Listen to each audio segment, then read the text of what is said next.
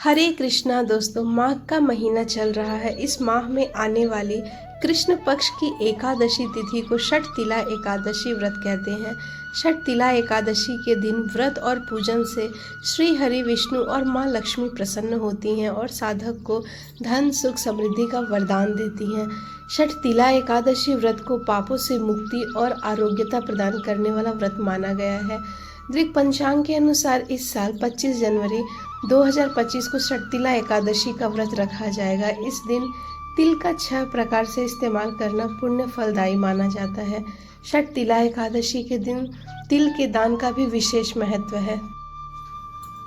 तो आइए जानते हैं षठ तिला एकादशी की सही तिथि और पूजन विधि। पंचांग के अनुसार माघ महीना कृष्ण पक्ष की एकादशी तिथि की शुरुआत 24 जनवरी 2025 को रात 7:25 पर और अगले दिन 25 जनवरी 2025 को रात 8:31 पर समाप्त होगी। ऐसे में उदय तिथि के अनुसार 25 जनवरी 2025 को षठ तिला एकादशी मनाया जाएगा। षठ तिला एकादशी के दिन तिल, अनाज, गर्म कपड़े और अपने क्षमता अनुसार धन का दान करना पुण्य फलदायी माना गया है। षठ तिला एकादशी के दिन पूजा के लिए काले तिल, तुलसी का पत्ता, पंचामृत, पान का पत्ता, सुपारी, तिल के लड्डू, केला, फूल, पीले कपड़े, धूप, दीप, गाय का घी, लक्ष्मी नारायण की प्रतिमा समेत सभी पूजा सामग्री एकत्रित कर लें। षठ तिला एकादशी के दिन सूर्योदय से पूर्व उठकर स्नान करें। स्नान आदि के बाद स्वच्छ कपड़े पहने और विष्णु जी का ध्यान करें। सब सच्चे मन से व्रत का संकल्प लें और लक्ष्मी नारायण की पूजा आरंभ करें। अब विष्णु जी और माँ लक्ष्मी की विधिवत पूजा करें।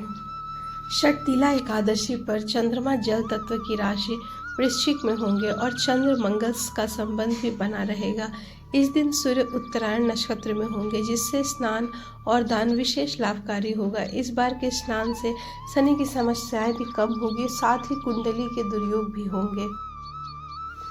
मान्यता अनुसार षठ तिला एकादशी के दिन नहाने वाले पानी में थोड़ा सा काला तिल मिलाएं और स्नान करें। ऐसा करने के बाद माँ लक्ष्मी समेत भगवान विष्णु की पूजा अर्चना करें। कहा जाता है कि ऐसा करने से रुका हुआ धन वापस मिलता है। षठ तिला एकादशी के दिन तिल का उबटन लगाना भी शुभ माना गया है। ऐसा करने से सेहत अच्छी रहती है। इसके साथ ही यह उपाय बीमारियों को दूर करने में भी सहायक माना गया है। षठ तिला एकादशी के दिन भगवान विष्णु को तिल से बनी हुई चीज़ों का भोग लगाएं। इसके अलावा पूजन के दौरान ओम नमो भगवते वासुदेवाय नमः मंत्र का कम से कम 108 बार जप करें। ऐसा करने से भगवान विष्णु प्रसन्न होते हैं। षठ तिला एकादशी के दिन तिल का इस्तेमाल करते हुए पितरों का तर्पण करना चाहिए। मान्यता है कि इस उपाय से पितरों की आत्मा को शांति मिलती है। कहते हैं कि षठ तिला एकादशी पर तिल के इस उपाय से घर परिवार में खुशहाली बनी रहती है। इस दिन तिल से बनी हुई चीज़ों का माँ लक्ष्मी और भगवान विष्णु दोनों जन को भोग लगाएं। ऐसा करने के बाद इस प्रसाद को आप घर के अन्य सदस्यों में बांटें। षठ तिला एकादशी के दिन दान की परंपरा विशेष है। ऐसे में इस एकादशी पर तिल का ही अवश्य दान करें। ऐसा करने से जन्म मरण के चक्र से छुटकारा मिलता है, साथ ही मृत्यु के बाद स्वर्ग की प्राप्ति होती है। दोस्तों, आज षठ तिला एकादशी की व्रत कथा का श्रवण हम करेंगे, जो कि 25 जनवरी को आ रही है। एक समय दालव्य ऋषि ने पुलस्त ऋषि से पूछा कि हे महाराज, पृथ्वी लोक में मनुष्य ब्रह्म हत्या आदि महान पाप करते हैं, पराय धन की चोरी तथा दूसरे की उन्नति देखकर ईर्ष्या करते हैं, साथ ही अनेक प्रकार के व्यसनों में फंसे रहते हैं, फिर भी उनको नरक प्राप्त नहीं होता। इसका क्या कारण है? वे न जाने कौन से दान पुण्य करते हैं जिससे उनके पाप नष्ट हो जाते हैं। यह सब कृपा करके मुझे बताइए। पुलस्त मुनि कहने लगे कि हे महाभाग, आपने मुझसे अत्यंत गंभीर प्रश्न पूछा है। इससे संसार के जीवों का अत्यंत लाभ होगा। इस भेद को ब्रह्मा, विष्णु, रुद्र तथा इंद्र आदि भी नहीं जानते, परंतु मैं आपको यह गुप्त तत्व अवश्य बताऊंगा। उन्होंने कहा कि माघ मास लगते ही मनुष्य को स्नान आदि करके शुद्ध रहना चाहिए। इंद्रियों को वश में कर काम, क्रोध, लोभ, मोह, अहंकार, ईर्ष्या तथा द्वेष आदि का त्याग कर भगवान का स्मरण करना चाहिए। पुष्य नक्षत्र में गोबर, कपास, तिल मिलाकर उनके कंडे बनाने चाहिए। उन कंडों से 108 बार हवन करना चाहिए। उस दिन मूल नक्षत्र हो और एकादशी तिथि हो तो अच्छे पुण्य देने वाले नियमों को ग्रहण करें। स्नान आदि नित्य क्रिया से निवृत्त होकर सब देवताओं के देव श्री भगवान हरि का पूजन करें और एकादशी व्रत धारण करें।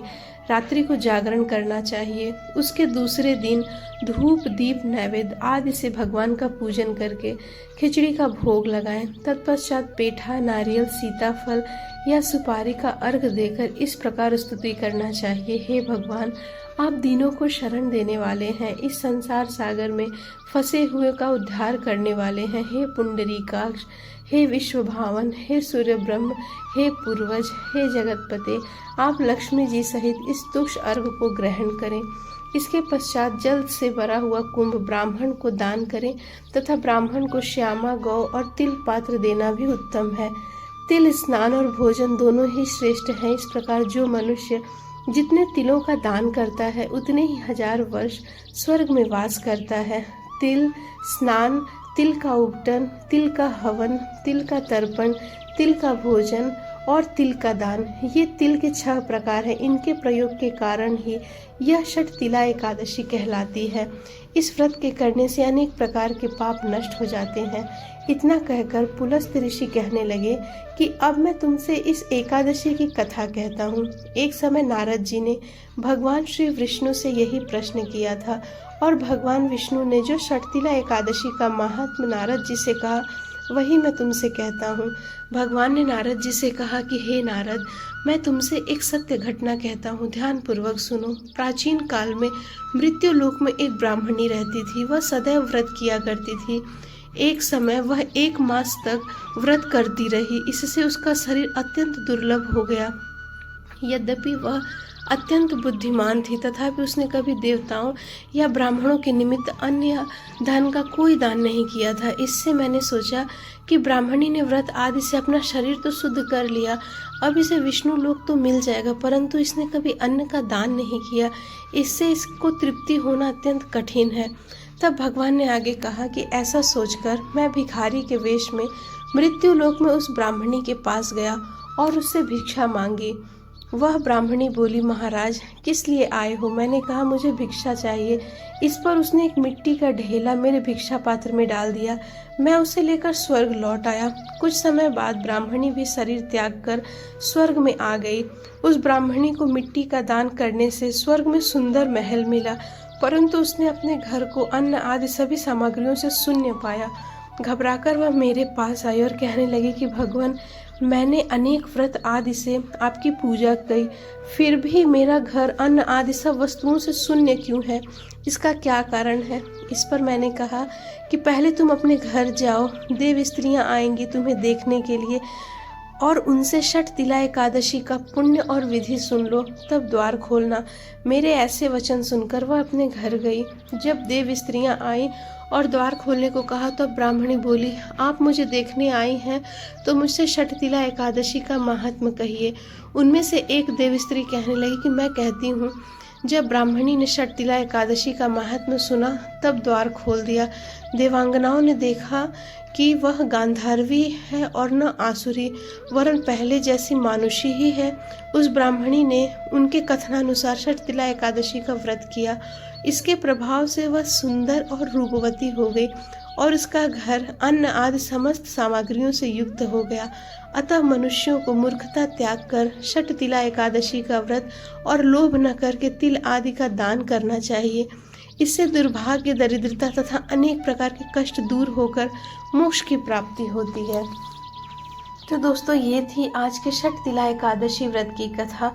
आपको आज की कथा कैसी लगी हमें कमेंट करके ज़रूर बताएं। हरे कृष्णा।